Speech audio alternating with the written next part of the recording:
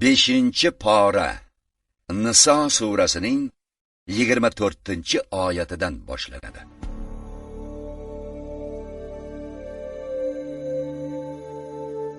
Yana erli xotinlar nikohi ham harom qilindi. Magar qaramog'ingizdagi joriyalar bundan mustasno.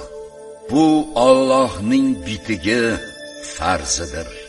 Ana shulardan boshqa ayollarga zinokorona emas, balki mollaringiz mahr bilan uylanishingiz sizlarga halol qilindi.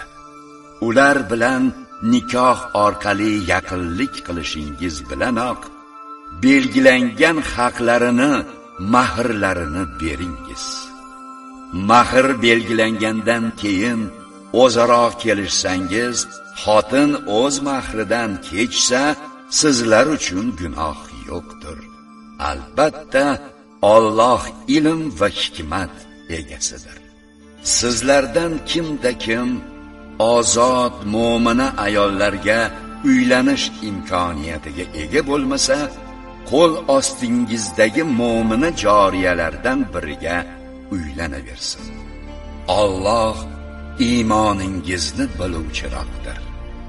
Sizlar biringizdandirsiz, ya'ni siz ham, joriyalar ham bir insonsiz. Bas, ulardan o'zlarini tutgan, fohishalik qilmaydigan va maxfiy o'ynashlari yo'qlariga hojalarining ruxsati bilan uylanaveringiz va mahrlarini me'yorida beringiz.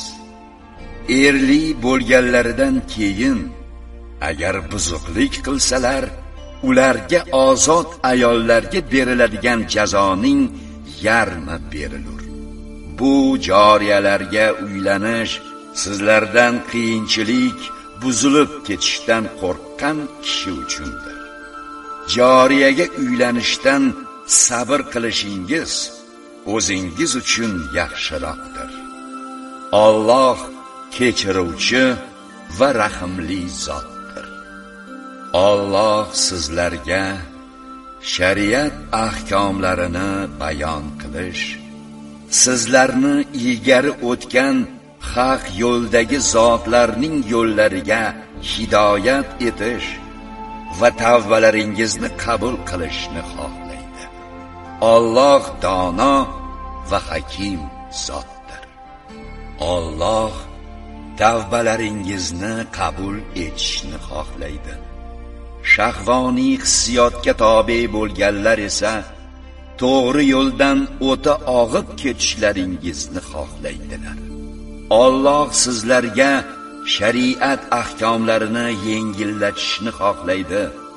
Axir inson zaif yaratilganlar.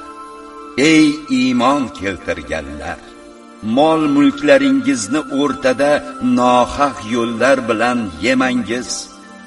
O'zaro rozilik asosidagi tijorat bo'lsa, u bundan mustasno. Shuningdek, o'zlaringizni bir-biringizni nohaq o'ldirmangiz. Albatta Alloh sizlarga rahim shafqatlidir. Kimda kim shu qotillikni adovat va zulm yuzasidan qilsa, albatta biz uni do'zaxda kuydiramiz. Bu esa Allohga osondir. Agar sizlar man etilgan gunohlarning kattalaridan saqlansangiz, kichik gunohlaringizni sizlardan o'chirurmiz va sizlarni rohatbaxsh manzil jannatga kiriturmiz. Alloh biringizdan biror ne'mat bilan ortiq qilib qo'ygan bo'lsa, sizlar uni hasadgo'ylik bilan orzu qilmang. Erkaklar ham o'z kasblaridan ulush olurlar, ayollar ham o'z kasblaridan ulush olurlar. Hasad qilish o'rniga Allohning fazlidan so'rangiz. Albatta Alloh hamma narsani biluvchidir. Har bir kishi uchun ota-ona, va qarindoshlar qoldirib ketgan narsa merosdan oluvchi merosxo'rlarni paydo qildik. Qasamiyot, ahd u paymon qilgan kishilarning esa ulushlarini beringiz. Albatta, Alloh hamma narsaga guvohlik qiluvchi zotdir. Erkaklar xotinlar ustidan oila boshlig'i sifatida doimiy qoyim turuvchilardir. Sabab Alloh ularning ayrimlari erkaklarni, ayrimlari ayollardan ba'zi xususiyatlarda ortiq qilganim va erkaklar o'z oilasiga o'z mol-mulklaridan sarf qilib turishlaridir. Ayollar ichida solihalari bu Allohga va eriga itoatli, g'oyibga Alloh saqlaganicha himoyatli, ya'ni erlarining sirlari, mulklari va obro'larini saqlovchilardir. Xotinlarning itoatsizligidan qo'rqsangiz, avvalo ularga nasihat qilingiz. So'ngra bu ta'sir qilmasa, ularni o'rinlarda aloqasiz tark etingiz. So'ngra bu hamkor qilmasa, ularni majruh bo'lmagudek darajada uringiz. Ammo sizlarga itoat qilsalar, ularga qarshi boshqacha yo'l axtarmangiz. Albatta Alloh oliy va ulug' zotdir. Agar ular er-xotinning oralari buzilib ketishidan qo'rqsangiz, er oilasidan bir hakam, xotin oilasidan bir hakam yuboringiz. Agar er-xotin islohni xohlasalar, Alloh o'rtalarini muvofiqlashtirgay. Albatta Alloh bilimdon va xabardor zotdir. Allohga ibodat qilingiz va unga hech narsani sherik qilmangiz. Ota-onalarga esa yaxshilik qilingiz. Shuningdek, qarindoshlar, yetimlar, miskinlar, qarindosh qo'shni-yu begona qo'shni, yoningizdagi hamrohingiz, yo'lovchi musofirga va qo'l ostingizdagi qaramlarga ham yaxshilik qiling. Albatta, Alloh kibrli va maqtanchoq kishilarni sevmaydi. Ular o'zlari baxillik qilish bilan birga boshqa odamlarni ham baxillikka buyuradigan va Allohning o'z fazli bilan bergan ne'matlarini yashiradigan kimsalardir. Kofirlarga esa xor qiluvchi azobni tayyorlab qo'yganmiz. Mol-mulklarini odamlar ko'rsinga riyokorlik bilan ehson qiladigan, aslida esa Allohga ham oxirat kuniga ham iymon keltirmaydiganlarni Alloh sevmaydi. Kimgaki shayton do'st bo'lsa, naqadar yomon do'st u. Mabodo ular Allohga va oxirat kuniga iymon keltirib, Alloh rizq qilib bergan narsalardan ehson qilgan bo'lganlarida, ular zarariga nima ham bo'lar edi? Alloh ularni yaxshi biluvchidir. Albatta, Alloh bir zarra miqdorida ham birovga zulm qilmagan. Agar o'sha miqdorda yaxshilik bo'lsa, uni bir necha barobar ko'paytirur va o'z huzuridan ulug' mukofot, jannat ato etur. Har bir ummatdan o'z payg'ambarini guvoh sifatida keltirganimizda va sizni ey Muhammad ularga guvoh qilib keltirganimizda ularning holi ne kechur?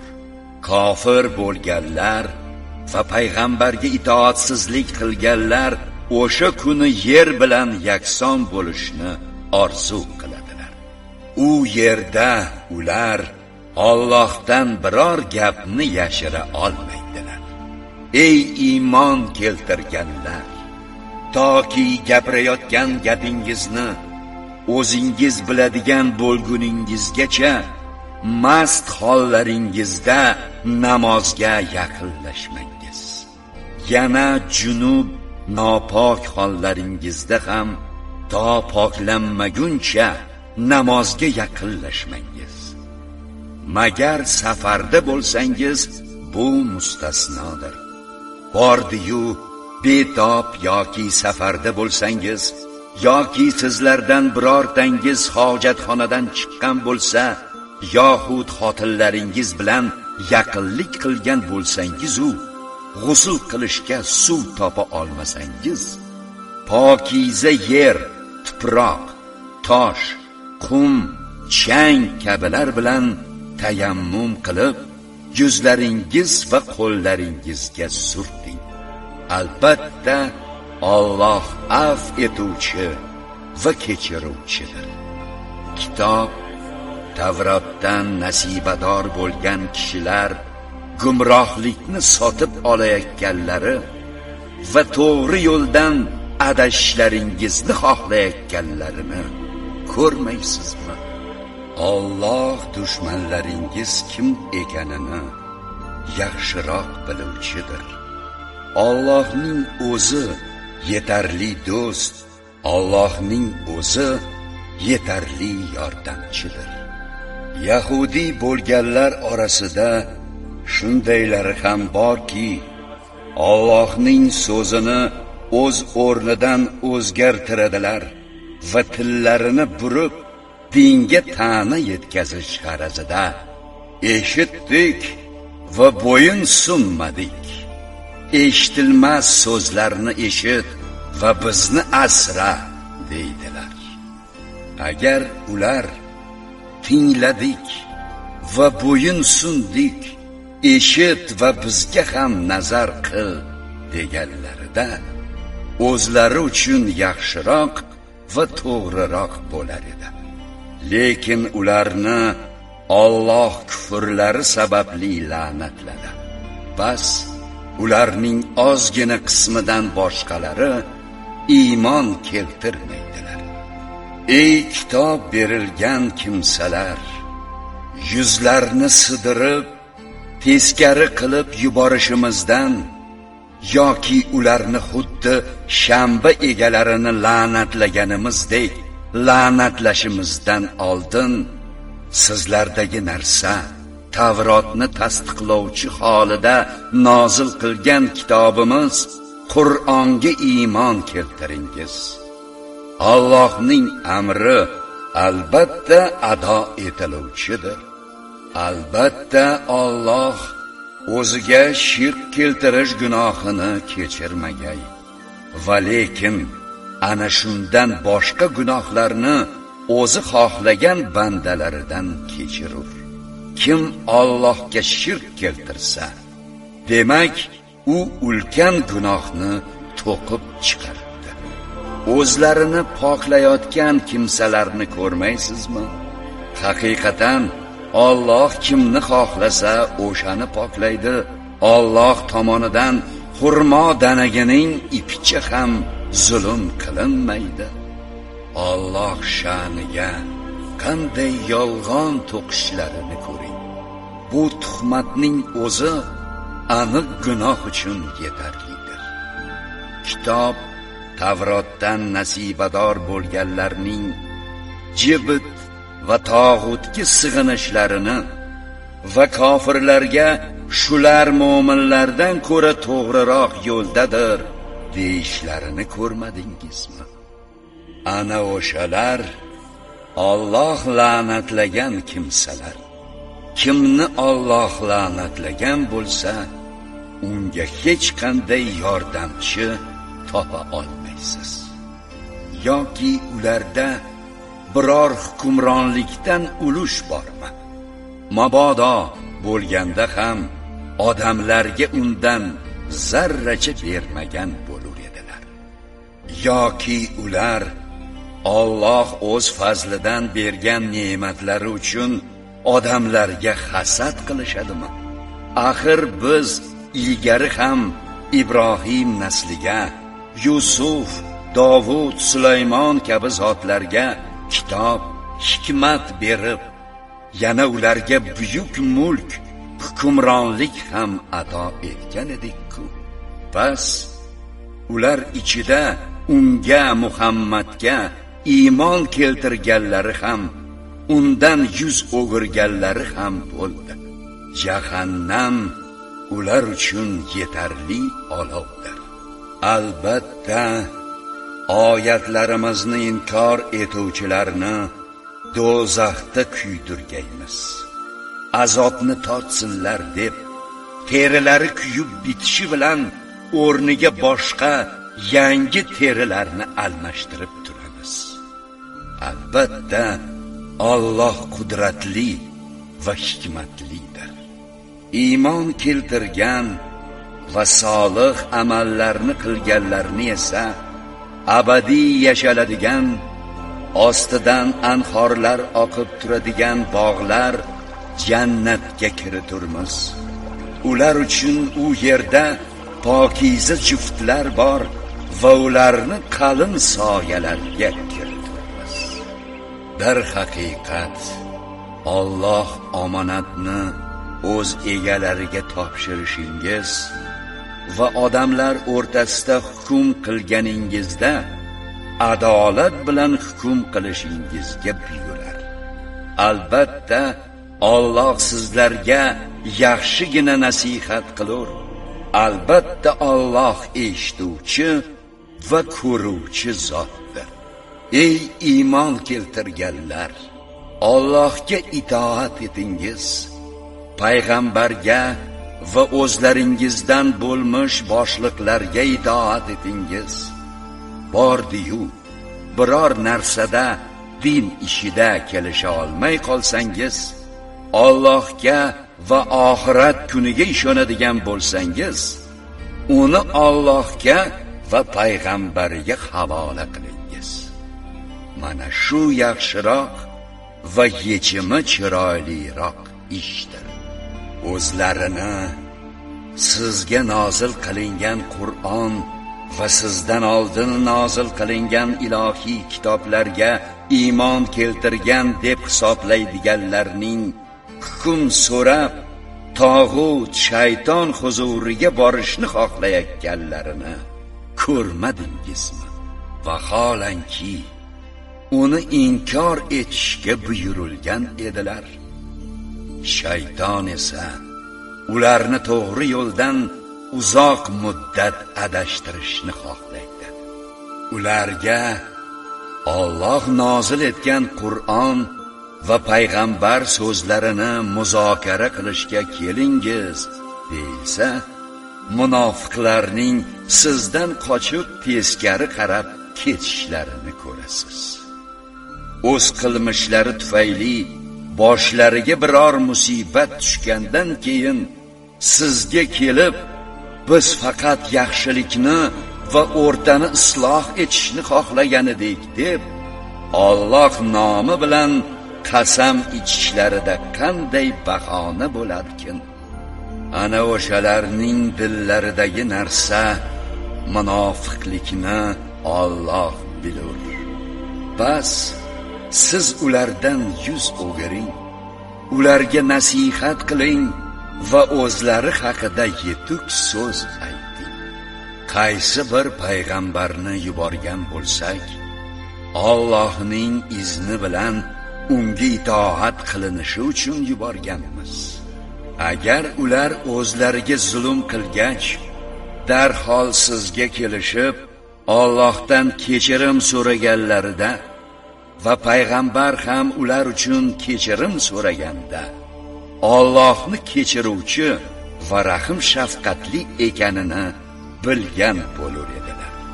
Bas Rabbingiz haqqi ular o'rtalaridan chiqqan nizolarga sizni hakam qilmagunlaricha va so'ngra chiqargan hukmingizdan dillarida tanglik sezmay to'la taslim bo'lmagunlaricha zinhor iymon keltirmagaylar. Agar biz ularga o'zlaringizni o'ldiring yoki yurtingizdan chiqib keting deb buyurganimizda edi, oz qismidan boshqasi uni qilmagan bo'lur edilar. Bordi-yu, ular aytilgan nasihatlarga muvofiq ish qilganlarida edi, o'zlari uchun yaxshiroq va iymonlari mustahkamroq bo'lur edi. O'shanda biz ham ularga o'z huzurimizdan ulkan mukofot bergan bo'lur edik. Shuningdek, ularni to'g'ri yo'lga hidoyat qilgan bo'lur edik.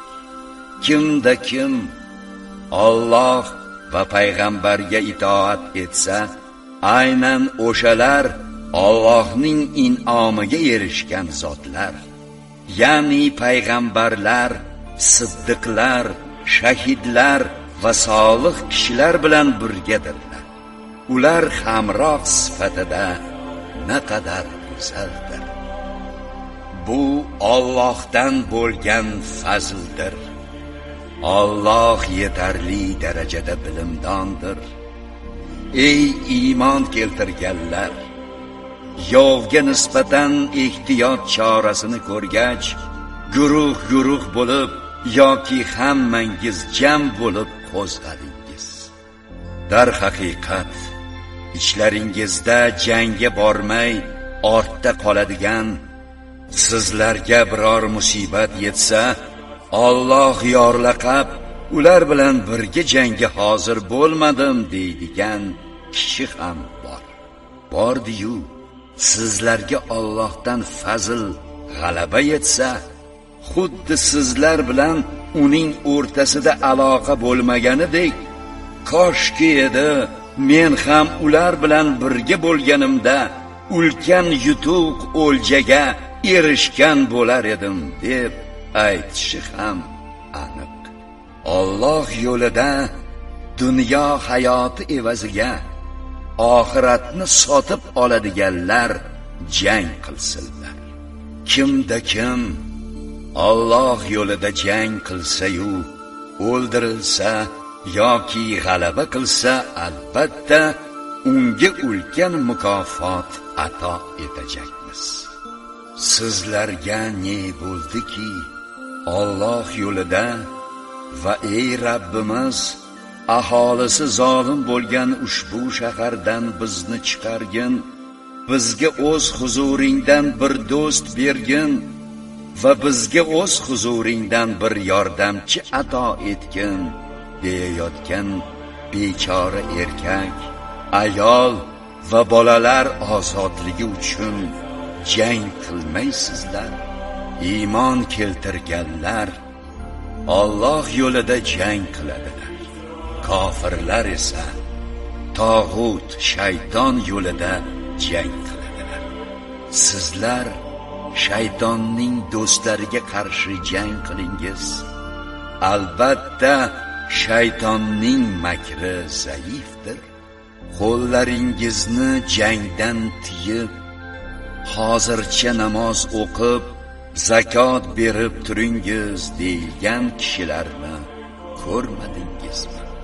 Ularga jang farz qilingach esa, bir qismi xuddi Allohdan qo'rqqandek yoki undan ham ko'proq odamlardan qo'rqa boshladilar va aytdilarki, ey Rabbimiz, nega bizga jangni farz qilding?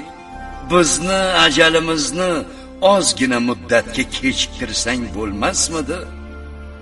Ayting, dunyo lazzati qisqadir, taqvoli kishiga esa oxirat yaxshidir. Xurmo danagining ipicha ham Alloh tarafidan zulm qilinmaysiz. Qayerda bo'lsangiz ham o'lim sizlarni topadi. Hatto mustahkam qal'alar ichida bo'lsangiz ham. Ularga biror yaxshilik yetsa, bu Allohdan deydilar. Agar ularga biror noxushlik yetsa, bu sizdan deb aytadilar. Hammasi Allohdandir deng ularga. Bu qavm kishilariga nima bo'ldiki, gapni anglay olmaydilar. Sizga qanday yaxshilik yetsa, u Allohdandir. Sizga qanday noxushlik yetsa, u o'zingizdandir. Sizni odamlarga payg'ambar qilib yuborganmiz. Guvohlikka esa Alloh o'zi yetarlidir. Kimda kim payg'ambarga itoat etsa, demak, u Allohga itoat etibdi. Kimda kim bosh tortsa, sizni ular ustidan qo'riqlovchi qilib yuborganimiz yo'q. Itoat etamiz deydilar. Lekin huzuringizdan chiqqanlarida ularning bir toifasi siz aytgan gapning teskarisiga til biriktiradilar. Alloh ularning til biriktirishlarini yozib qo'ygan. Siz esa ulardan yuz o'girib Allohga tavakkul qiling. Alloh vakillikka kifoya etuvchi zotdir. Qur'on oyatlarining ma'nolari haqida chuqurroq fikr yuritmaydilarmi? Agar u Allohdan o'zganing huzuridan kelgan bo'lsa edi, unda ko'pgina qarama-qarshi gaplarni topgan bo'lar edilar. Ularga jang maydonidan omonlik yoki xavfli ish xabari kelsa, uni yoyib yuboradilar. Agar uni payg'ambarga yoki o'zlaridan bo'lgan amirlarga yetkazsalar, uni bilib olishni istovchilar o'shalardan bilaverar edilar. Agar sizlarga Allohning fazli va rahmati bo'lmasa edi, ozchilikni hisobga olmaganda ko'plaringiz shaytonga ergashib ketgan bo'lar edingiz. Bas, Alloh yo'lida jang qiling. Siz o'zingizdan boshqalar uchun javobgar emassiz. Mo'minlarni jangga undang, shoyat shunda Alloh kofirlarning shiddatini so'ndirsa, Allohning shiddati eng keskin va jazosi ashaddiydir. Kimda kim yaxshi shafoat ila birovni himoya qilsa, unga ham o'sha himoyasidan nasiba savob bo'lur. Kimda kim yomon shafoat ila birovni himoya qilsa, unga ham o'sha himoyasidan nasiba gunoh bo'lur. Alloh har narsaga qodirdir. Qachon sizlarga biror salomlashish iborasi bilan salom berilsa, sizlar undan chiroyliroq qilib alik olingiz yoki o'sha iborani qaytaringiz. Albatta, Alloh har bir narsani hisobga oluvchi zotdir. Alloh, undan o'zga iloh yo'qdir. U sizlarni albatta qiyomat kuniga yig'ajak kim, unda shubha yo'qdir. Kim ham Allohdan ko'ra rost gapiruvchiroq ekan? Sizlarga ne bo'ldi kim? Munofiqlarga nisbatan ikki guruh bo'lib oldingiz. Holbuki Alloh ularni qilmishlari tufayli oldingi hollariga, kufrga qaytardi. Alloh adashtirgan kimsalarni hidoyatga solmoqchimisiz? Kimki Alloh adashtirgan bo'lsa, unga sira yo'l topa olmaysiz. Ular o'zlari kofir bo'lganlaridek, sizlarning ham kofir bo'lib, ular bilan barobar bo'lishingizni istaydilar. To Alloh yo'lida hijrat qilmagunlaricha ulardan hech kimni do'st tutmangiz. agar bosh tortsalar, ularni qayerda topsangiz tutib o'ldiringiz. Ulardan o'zingizga hech qanday do'st va yordamchi tutmangiz. Faqat oralaringizda ahdnoma bo'lgan qavmga kelib qo'shilgan yoki sizlar bilan yoxud o'z qavmi bilan urushaverib, dillari tang bo'lgach, huzurlaringizga qaytib kelganlar bundan mustasnodir. Agar Alloh xohlasa, ularni ustingizga hukmron qilib qo'ygan va ular albatta sizlarga qarshi jang qilgan bo'lar edilar. Agar sizlardan chetlanib, sizlarga qarshi jang qilmay sulhni taklif qilsalar, Alloh sizlarga ular uzra qarshi chiqishga yo'l bermaydi. Yana ulardan boshqa munofiqlarni ham uchratasizlarki, ular sizlardan ham xotirjam, o'z qavmlaridan ham xotirjam bo'lishni xohlaydilar. Qachon bir fitna kufrga burib qo'yilsalar, o'zlarini unga oturlar. Agar ular sizlardan chetlanmasalar, sulhni ham taklif qilmasalar va qo'llarini ham sizlarga qarshi urushishdan tiymasalar, ularni tutib qayerda topsangiz o'ldiraveringiz. Ana o'shalar ustidan sizlarga aniq hukmronlik berib qo'ydik. Mo'min ikkinchi bir mo'minni faqat yanglishibgina o'ldirib qo'yishi mumkin. Kimda kim mo'minni yanglishib o'ldirgan bo'lsa, uning zimmasiga bir mo'min qulni ozod qilish va u marhumning oilasiga agar kechib yubormasalar xun to'lash farzdir. Agar marhum sizning dushmaningiz qavmidan bo'lib, o'zi mo'min bo'lsa, bir mo'min qulni ozod qilish buyuriladi. Agar u sizlar bilan ular o'rtasida sulh tuzilgan qavmdan bo'lsa, uning oilasiga xun to'lash va bir mo'min qulni ozod qilish buyuriladi. Kimda kim qul topmasa, 2 oy muttasil roza tutish bilan kifoyalanadi. Bu Alloh tomonidan kechirim o'rnidadir. Alloh bilim va hikmat egasidir. Kimda kim qasddan bir mo'minni o'ldirsa, uning jazosi jahannamda abadiy qolishdir. Yana unga Alloh g'azab qilgay, la'natlagay va unga ulkan azobni tayyorlab qo'ygay. Ey iymon keltirganlar, Alloh yo'lida safarga chiqqaningizda aniq ish tutingiz.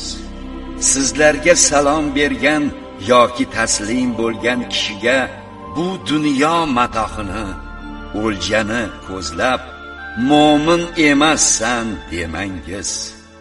Allohning huzurida ko'p o'ljalar bordir. Ilgari sizlar ham shunday iymoningizni sir tutar edingiz. So'ngra sizlarga Alloh ne'mat ato etdi. Bas aniqlab ish tutingiz. Albatta Alloh barcha ishlaringizdan xabardordir. Uzursiz bo'la turib, uyida o'tiruvchi mo'minlar bilan Alloh yo'lida mollari va jonlari bilan jihad qiluvchilar teng bo'lmaydilar. Alloh mollari va jonlari bilan jihad qiluvchilarni uyida o'tiruvchilardan ko'ra ortiq darajali qildi. Hammasiga ham Alloh chiroyli savob va'da qildi. Alloh ulkan mukofot taqsimida o'tiruvchilardan ko'ra mujohidlarni buyuk ajr bilan afzal etdi. Undan Allohdan berilmish darajalar mag'firat va rahmat ham shular jumlasidandir. Alloh kechiruvchi va rahimlidir.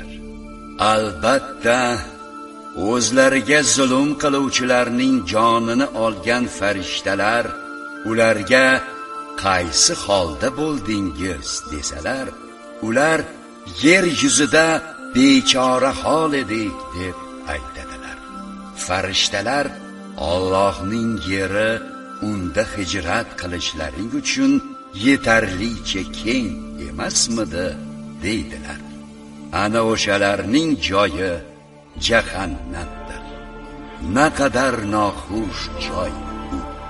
Faqat biror chora tadbirga qodir bo'lmagan va hijratga yo'l topa olmaydigan nochor erkak, ayol va bolalar borki, aynan o'shalarni shoyat Alloh afv etsa. Alloh afv etuvchi va kechiruvchi zotdir. Kimda kim Alloh yo'lida hijrat qilsa, yer yuzida ko'p boshpana va kenglik topadi.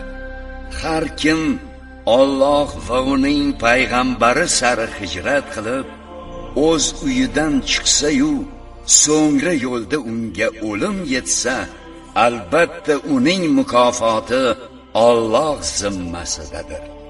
Alloh kechiruvchi va rahimli zotdir.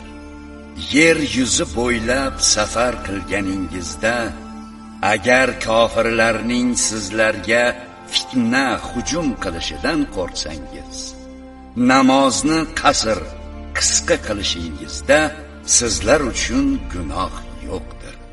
Zero kofirlar sizlarga aniq dushmandir. Har qachon siz, ey Muhammad, ular sahobalaringiz orasida bo'lib, namozlariga iymomlik qilsangiz, ularni ikki qismga bo'ling. Ulardan bir qismi siz bilan birga namozga tursin, ikkinchi qismi qurollarini olsin va yovdan mudofaa qilib tursin. Sajda qilishgach, ya'ni bir rakat o'qishgach, ortingizga qo'riqlash uchun borib tursinlar. O'qimagan qism kelib, siz bilan namozni o'qisin. Yana ehtiyot choralarini ko'rib, qurollarini qo'lga olsinlar. Kofirlar sizlar qurol va anjomlaringizdan g'aflatda bo'lgan paytingizda birdaniga hamla qilishni xohlaydilar. Agar yomg'irdan aziyat cheksangiz yoki bemor bo'lsangiz, qurollaringizni yechib qo'ysangiz, sizlarga gunoh bo'lmas. Ammo ehtiyot choralaringizni ko'rib qo'ying. Albatta, Alloh kofirlar uchun xorlovchi azobni tayyorlab qo'ygandir. Namozni ado etib bo'lganingizdan so'ng, turgan, o'tirgan va yonboshlagan hollaringizda ham doimo Allohni yod eting. Yov xavfidan xotirjam bo'lsangiz, namozni mukammal ado etingiz. Zero namoz mo'minlarga vaqti tayin etilgan va farz deb bitilgandir. Yov qavmning izga tushishda sustlik qilmangiz. Agar urushdan azob chekayotgan bo'lsangiz, ular ham xuddi sizlardek azob chekmoqdalar. Sizlar Allohdan ular umid qilmagan narsani umid qilasiz. Alloh bilim va hikmat egasidir. Albatta, biz sizga ushbu kitob Qur'onni odamlar orasida Alloh ko'rsatgan yo'l bilan hukm etishingiz uchun barhaq nozil etdik. Xiyonatchilarga esa himoyachi bo'lmang. Yana Allohdan kechirim so'rang. Albatta Alloh kechiruvchi va rahimlidir. O'zlariga xiyonat qiluvchilar haqida tortishib o'tirmang. Albatta Alloh xiyonatchi va jinoyatchi bo'lgan kimsani sevmaydi. Jinoyatlarini odamlardan yashiradilar, lekin Allohdan yashira olmaydilar. Alloh rozi bo'lmaydigan gaplar rejasini xufiyona tuzayotganlarida ham u ular bilan birga edi. Alloh ularning qilmishlarini qamrab oluvchidir. Ey sizlar, bu dunyo hayotida-ku ularning yonini oldingiz. Qiyomat kunida ularni kim himoya qilib yonlarini olur yoki ularga kim vakil bo'lur? Kimda kim biror yomon ish qilsa yoki o'z joniga jabr qilsa, so'ngra Allohdan kechirim so'rasa, Allohning qanchalik kechiruvchan va rahimli ekanini idrok etadi.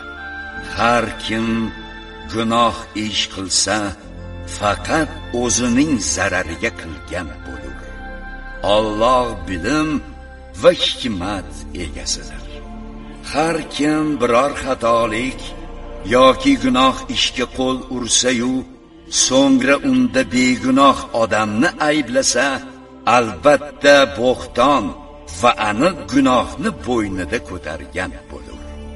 Agar sizga Allohning fazli va rahmati bo'lmaganida edi, ularning bir toifasi sizni adashtirishga azmu qaror qilgan edilar. Ular o'zlarinigina adashtiradilar. Sizga esa biror zarar yetkazmaydilar. Alloh sizga kitob va hikmatni nozil qildi va bilmaganingizni bildirdi. Allohning sizga nisbatan fazli buyukdir. Ularning ko'p shivirlashib gaplashishlarida yaxshilik yo'qdir. Magar sadaqa berishga, ezgulikka yoki odamlar o'rtasini isloh qilishga buyurgan bo'lsalar, bu yaxshidir. Kimda kim Alloh rizosi uchun shu ishlarni qilsa, unga ulkan mukofot berajakmiz. Kimga hidoyat aniq bo'lgandan keyin payg'ambarga muxoliflik qilsa va mo'minlar yo'lidan o'zgasiga ergashsa, biz uni o'zi ketayotgan yo'liga qo'yib beramiz va oxiratda uni jahannamda kuydiramiz. Naqadar noxush joy u. Albatta Alloh o'ziga biror narsa sherik qilinishini kechirmaydi. Bundan o'zga gunohlarni o'zi xohlagan kishilar uchun kechirgay. Kimda kim Allohga shirk keltirsa, demak u to'g'ri yo'ldan juda uzoqqa adashibdi. Ular, mushriklar, Allohni qo'yib faqat ayollar, Lot, Uzzo va Manot otli but sanamlarga sig'inadilar yoki isyonkor shaytonga sig'inadilar. Alloh uni, shaytonni la'natladi. U dedi: albatta bandalaringdan belgilangan ma'lum ulushimni olurman. Ularni adashtiraman. Ularni hoyu havasga cho'ktiraman. Ularga buyuraman. Hayvonlarning quloqlarini kesadilar.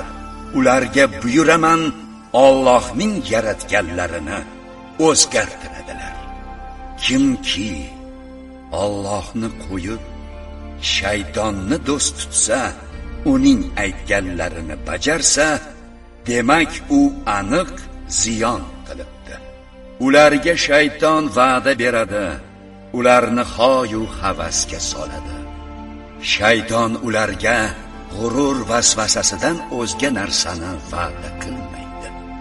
Ana o'shalarning joyi jahannamdir. Undan qutulishga chora topa olmaydilar. Iymon keltirib, solih ishlarni qilganlarni esa ostidan anhorlar oqadigan jannat bog'lariga kiriturmiz. Ular u yerda abadiy qolib yasharlar. Bu Allohning haqqoniy va'dasidir. Allohdan ko'ra kim rostgo'yroqdir? Bu sizlarning orzularing bilan ham emas, ahli kitoblarning orzulari bilan ham erishadigan narsa emasdir. Kimki yomonlik qilsa, o'sha yomonlik bilan jazolanur. O'ziga Allohdan o'zga na biror do'st topadi va na biror yordamchi. Kimki u xoh erkak bo'lsin, xoh ayol, mo'minlik holida savobli ishlar qilsa, aynan ular jannatga kirurlar va ularga xurmo danagining ipicha ham zulm qilinmagan. Ezgu ish qiluvchi holida yuzini Allohga bo'yin sundirgan va to'g'ri yo'l sanalmish Ibrohim diniga ergashgan kishidan boshqa kimning dini chiroylidir? Vaholanki Alloh Ibrohimni o'ziga do'st tutgandir. Osmonlar va yerdagi borliq Allohnikidir. Alloh har narsani ihota etuvchidir. Sizdan, ey Muhammad, ayollar to'g'risida fatvo so'raydilar. Ayting, ular to'g'risida sizlarga Alloh fatvo berur. Shuningdek, kitob Qur'onda tilovat qilinadigan oyatlar ham yetim ayollar ular uchun farz qilingan narsa mahrni bermasdan nikohingizga olishga qiziqishingiz, zaif bolalar va yetimlarga nisbatan adolatli turishingiz zarurligi haqida. Nimaiki yaxshilik qilsangiz, Alloh albatta uni biluvchidir. Qaysi bir xotin eridan ko'ngilsizlik yoki voz kechishidan qo'rqsa, ikkisining o'rtasini isloh qilib olishlarida ularga gunoh yo'qdir. Sulh ajralishdan yaxshiroqdir. Nafslarga baxillik bitilgan. Agar xotinlaringizga yaxshilik, chiroyli muomala qilsangiz va Allohdan qo'rqsangiz, albatta Alloh qilayotgan ishlaringizdan xabardordir. Ya'ni ajrini beradi. Har qancha istasangiz ham xotinlaringiz o'rtasida adolatli bo'la olmaysiz. Bas biriga butunlay berilib ketib, ikkinchisini muallaq holda tashlab qo'ymangiz. Agar ular bilan munosabatingizni adolat asosida tuzatsangiz va taqvoli bo'lsangiz, albatta Alloh kechirimli va rahimli zotdir. Agar ikkisi er-xotin biror sabab bilan ajralishib ketsa, Alloh ularning har birini o'z kengligidan rizqi bilan ta'minlab qo'yadi. Alloh karami keng va hikmat sohibidir. Osmonlar va yerdagi narsalar Allohnikidir. Sizlardan oldingi kitob berilganlarga va sizlarga ham Allohdan qo'rqingiz deb amr qilganmiz. Agar kufrni ixtiyor etsangiz, bas albatta osmonlar u yerdagi narsalar Allohnikidir. Alloh behojat va hamd egasidir. Osmonlar va yerdagi narsalar Allohnikidir. Zotan Alloh vakillikka kifoyadir. Agar u xohlasa, ey insonlar, sizlarni ketkazib, yo'q qilib, boshqalarni keltiradi. Alloh bunga qodirdir. Kimki bu dunyo sababini istasa, bilib qo'ysinki, Alloh huzurida ham bu dunyoning, ham oxiratning savobi bordir. Alloh eshituvchi va ko'ruvchi zotdir. Ey iymon keltirganlar, adolatda barqaror turib, o'zlaring yoki ota-onalaring va qarindoshlaring zarariga bo'lsa-da, Alloh uchun to'g'ri guvohlik beringiz.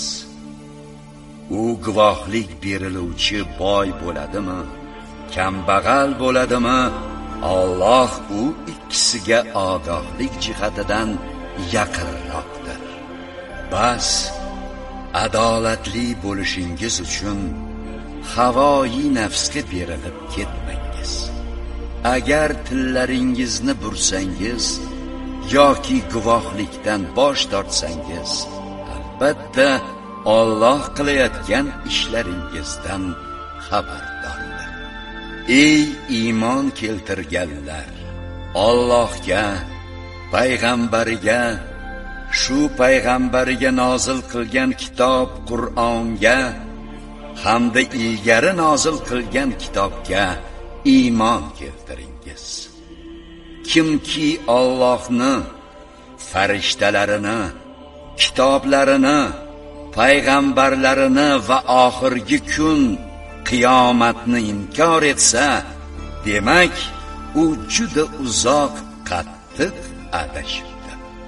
Dar haqiqat, iymon keltirib so'ngra kufrga ketgan, keyin yana iymon keltirib so'ngra yana kofir bo'lgan, so'ngra kufrlari ortib borganlarga nisbatan Alloh sira mag'firat etadigan va to'g'ri yo'lga soladigan emasdir.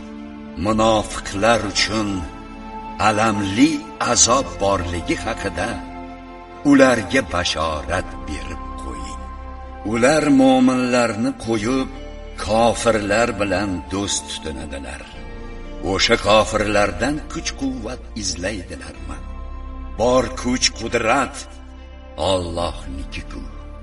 Alloh sizlarga kitobda Allohning oyatlari inkor etilayotgani va mazax qilinayotganini eshitsangiz, to boshqa gapga o'tmagunlaricha ular bilan birga o'tirmangiz deb oyat nozil qilgan edi. Albatta, sizlar unda birga o'tirganda ular bilan gunohda tengsiz. Albatta Alloh barcha kofirlar va munofiqlarni jahannamga jam qiluvchidir. Ular munofiqlar sizlarni kuzatib turadilar. Agar sizlarga Allohdan fathu zafar, g'alaba bo'lsa, sizlar bilan birga emasmidik? O'ljadan bizga ham beringiz deyishadi. Bordi-yu, g'alabadan kofirlarga nasib etsa, sizlardan ustun turgan va sizlarni mo'minlardan himoya qilgan biz emasmi deyishadi. Ular haqida Allohning o'zi qiyomat kuni hukm chiqaradi. Alloh kofirlar uchun qiyomat kuni mo'minlarga qarshi sira yo'l bermaydi. Dar haqiqat, munofiqlar Allohni aldamoqchi bo'ladilar. Holbuki Alloh ularni aldab qo'yuvchidir. Ular namozga tursalar ham dangasalik bilan odamlar ko'rsinga turadilar va Allohni juda kam esga oladilar. Ular oraliqda sarsondirlar. Na u yoqlik emaslar va na bu yoqlik. Kimniki Alloh adashtirsa, unga sira yo'l chora topa olmaysiz. Ey iymon keltirganlar, mo'minlar qolib, kofirlar bilan do'st tutinmangiz. O'zingizga qarshi Alloh uchun aniq hujjat paydo qilmoqchimisiz? Albatta, munofiqlar do'zaxning eng tubida bo'lurlar. Ularga o'shanda biror yordamchi topmaysiz. Illo shu dunyoda tavba qilib, o'zlarini tuzatgan, Alloh bilan bog'lanib, dinlarini Alloh uchun xolis qilganlar, aynan ular mo'minlar bilan birga bo'lurlar. Mo'minlarga esa Alloh buyuk mukofot ato etur. Agar shukr qilsangiz va iymon keltirsangiz, Alloh sizlarni azoblab nima ham qiladi? Alloh shukrni qabul etuvchi va biluvchi zotdir.